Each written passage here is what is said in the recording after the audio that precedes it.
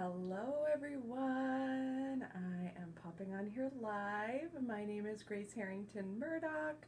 Hopefully my connection here is just fine, and I am coming from Salem, Massachusetts today. I'm coming from home instead of my office, and my website's www.flowersandstars.org. So I'm so happy to be with you today to do the astrology report for this week, and hopefully you'll get to catch this live later today if you're not here with me this morning. So I wanted to thank Mia again for having me here this week. It's so wonderful to do this. So, and it looks like some of you are joining. If I don't respond to your comments, it's so I can stay focused. But this will also be up on my YouTube page later as well. So I've been unplugging for the week, but I love to stay consistent with these because I think it's important to come on here and do these and stay on top of the weekly energy because it changes so much, and there is a lot that has changed this week, and some of you may be sensing it and feeling it. I'm sure that you are. So so we'll get right into it. You know, I'm coming to you from a Gemini moon that's waxing until the 30th, and you know, waxing moons are really a time to, you know, we planted those seeds on the new moon, and we are trying to grow those right now. So it's a good time to dig in to keep nourishing the seeds that you planted on the new moon. And if you didn't, you can, you know, set some intentions now, but it's a good time to dig in and basically not to give up on those intentions that you planted during that time. So, so throughout this week, we're going to have Gemini moon. We're going to move into Cancer tomorrow afternoon. So I believe it's around 1:30 p.m. We'll move into Cancer moon for a couple days until the 29th. And then we're going to have a nice fiery Leo moon for Beltane, which I thought was really great. Then we've got a Virgo moon until I see you again next week. So those are the phases that we're working through right now when it comes to the moon. And where this is kind of relevant for you is if you know, really looked at your birth chart to see, you know, where the moon is hitting those particular signs, which houses, which planets. That's something we could always decode together, but you can begin to decode that to see where the moon is moving. You know, certain houses, when the moon goes into certain signs in your particular chart, it can activate different things for different people. Everybody's chart is not the same, so it's really neat to begin to look at those cycles and are those moon phases in expansive houses? Are they more in inward houses? And so it's just, that's why I give these little rundowns of where the moon is during this week, because if you follow your chart, it's a really nice way to kind of commune with the moon and follow the moon's phases. So, you know, Gemini moon is great for communication. It's great for gathering information, for networking. This is really a time where the brain is trying to be fed. It's very curious right now, and so so throughout today, any way that you can connect or study or write or anything like that will favor this Gemini moon. So, and then when we move into Cancer, you know, you want to be thinking about more about nurturing yourself, about coming inward, feeling your emotions, maybe doing some stuff at home to make it feel more cozy and homey. It's definitely more an emotional sign as we move into Cancer. And then you've got that Leo moon on Beltane, which is about self-expression and childlike abandon and drama and expressing the heart. It's bringing those feelings out, you know, moving them out into the world. And then Virgo gets down to work. It's like we go from play to work, you know. So, you know, Virgo wants to hone and perfect and serve, and that's where we'll end up by the time I see you all next week. So just a few things about the moon there. But one really giant thing that happened yesterday, which those of you that are really sensitive or have strong aspects to Pluto probably felt, is that Pluto went retrograde, okay? And, there's a lot of fear around retrogrades out there in the media and all of that. And, I don't really buy into that. Every retrograde has a purpose and it has a meaning for us. And we're actually, during Taurus season alone, we're going to have 4 planets going retrograde. So we got to get comfy cozy with this energy. And I'm going to be going into those other retrogrades next week a bunch more. But we will, Pluto going retrograde is a big turning point. It happens every year. This is something we experience every year for about 5 months. So it's not unusual. But, Pluto going retrograde is this time where, we're really going inward around, I know Mia says, oh, Pluto, I know. We're really going inward around issues of the subconscious mind, how we deal with our own shadow side, right? And so there's a revisiting, there's a relearning. We have to go in here and excavate the jewels from our own ways that maybe we've disempowered ourselves. Pluto rules personal power, ways we have not been harmonious in our sexual lives. This can be part of a Pluto retrograde analysis. Maybe ways that we've used power that have not been helpful. This is something to also examine. Any way that the psyche is sort of holding on to content that is disempowering you. So I loved how I believe Mia popped on earlier this week and did a tapping video, and that's so perfect for right now, because tapping is a great way to start to excavate the shadow material that might be coming up for some of you. Old things that you've held on to, old griefs, shames, guilts, all this type of stuff. It's very Plutonian material, and it's time to heal some of it, really. And so if you're feeling yourself drawing sort of more inward and more into the depths of yourself, especially around this turning point of Pluto, this is perfect. This is appropriate right now. And you will see on the bigger scheme of things, some people are not willing to look at their shadow. Some people are not willing to heal the shadow. And that's where the lessons just don't get learned. And so we as healers and as light workers, it's really important for us to excavate our shadow material because it helps the collective so much. It's very holographic. So tapping, doing your therapies, I use flower essences for a lot of shadow stuff, or crying, or just, letting it out and remembering the wholeness that lives inside of you. Pluto really rules this big whole picture. One astrologer said to me, half of Pluto is in our solar system and half of Pluto is out in the universe.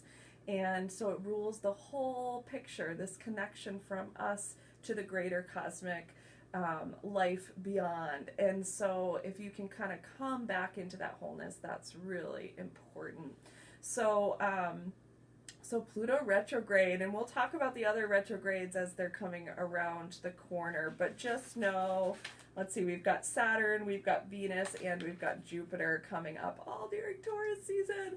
And it's funny because I was looking through some old notes I had when I was doing some reports a long time ago, and a similar thing was happening. I was writing all about it, and it reminded me of a T.S. Eliot poem about the still point of the universe, and I feel like we're kind of moving into that realm again. So we're still in Taurus season.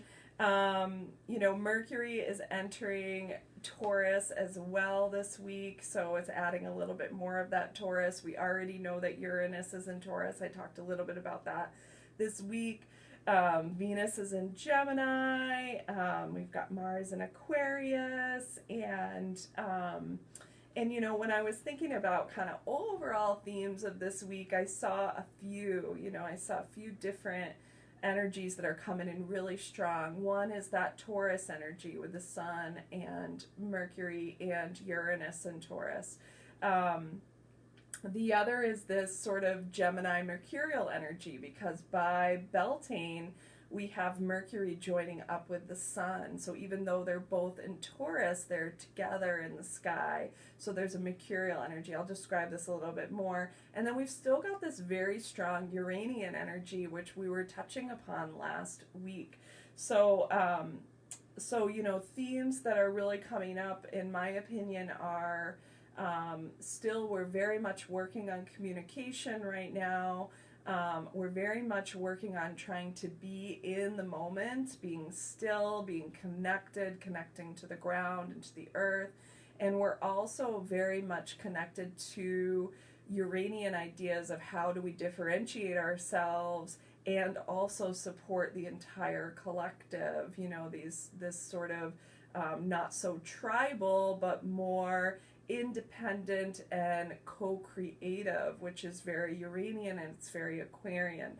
So we've got a few of these themes going on, and I wanted to read you just a short little poem I found in the Wee Moon calendar. I don't know if any of you know of this, but my friend Kathleen Pizzello of The Moon in the Mat always loves these, and gave me one this year. And this, to me, this poem sort of embodies both this Plutonian feeling that we're going through, as well as this real connection to the earth that is needed right now. So I'll just read it. It's short. It's called On the Forest Floor.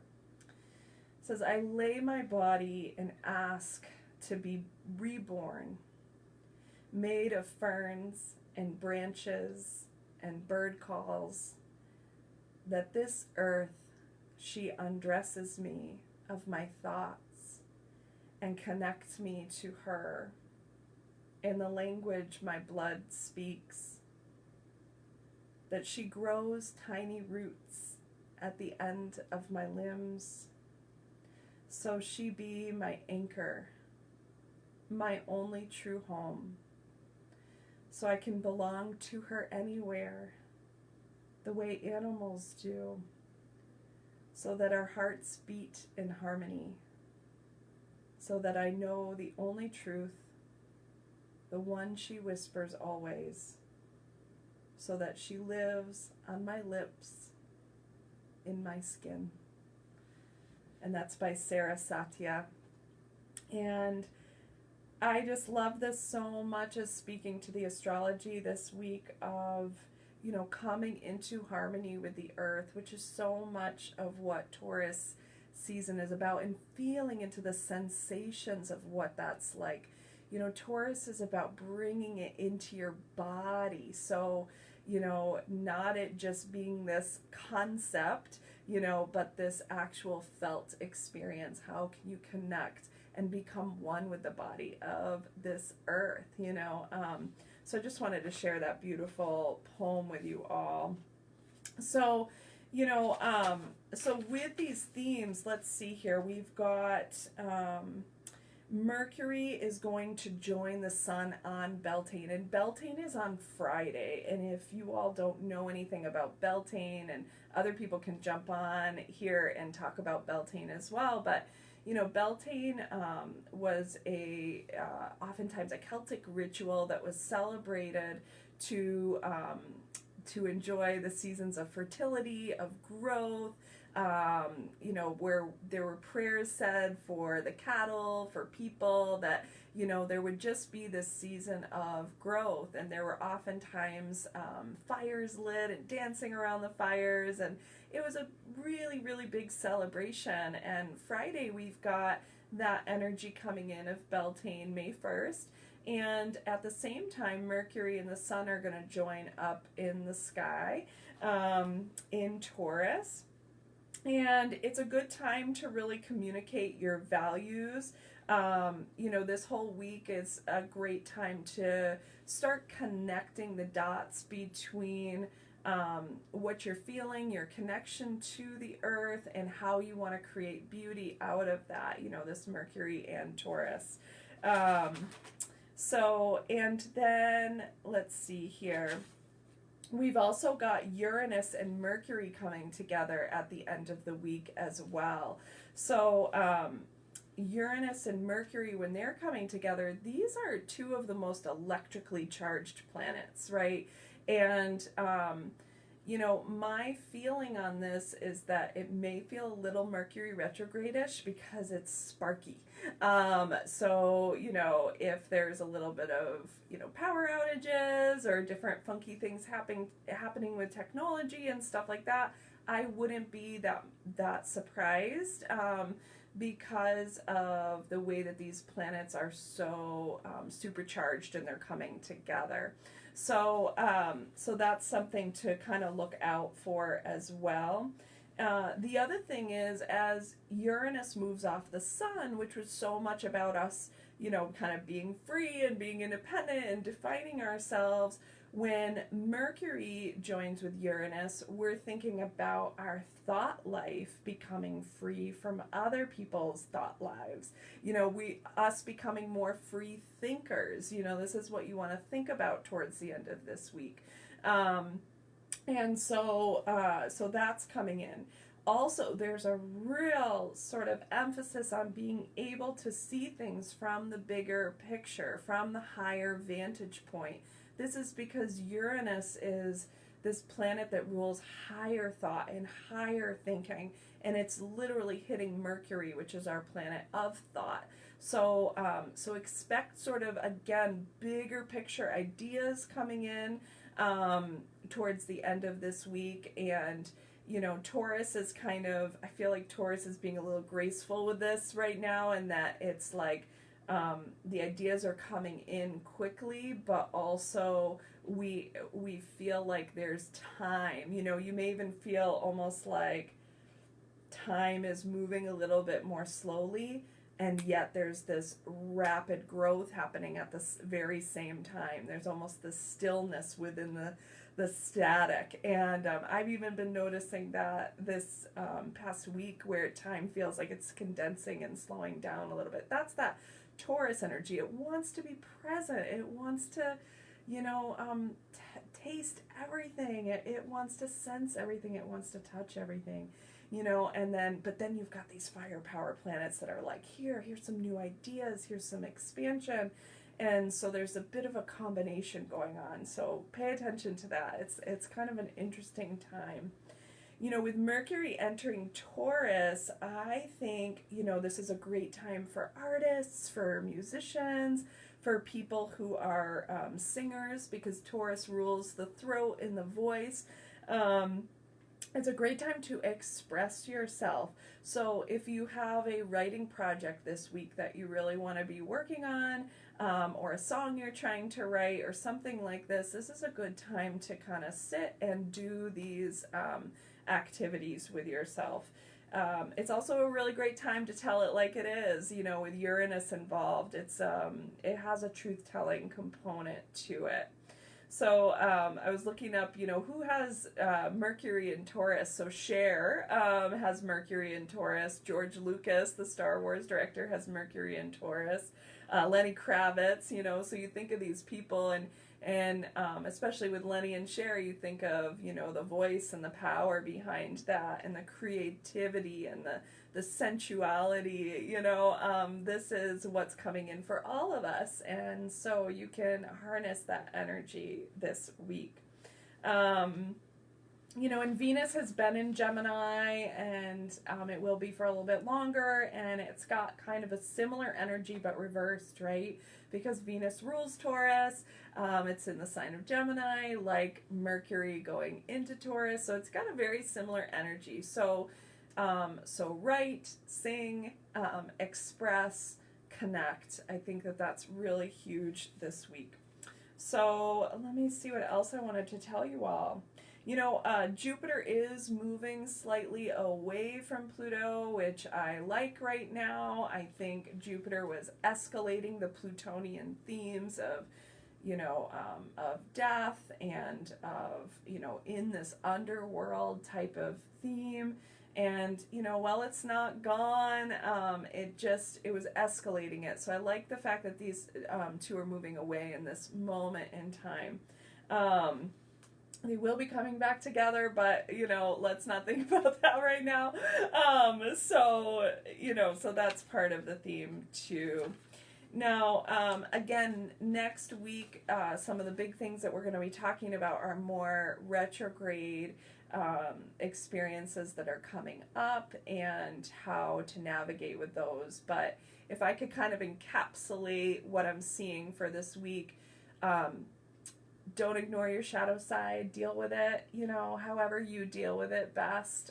Excavate it, find those jewels, because once we excavate our shadow side, we enter into wholeness, we enter into our personal power, our self-love. You know, these are things that Pluto wants to help us to gain during this time of retrograde. And the sooner that we can do that, the less the retrograde affects us. You know, this is the beauty of astrology and healing combined, which I really believe in, is that, you know, the planets are working, but as soon as we get the message and start to work with it, we can transform that energy, and then we become the alchemists of our lives.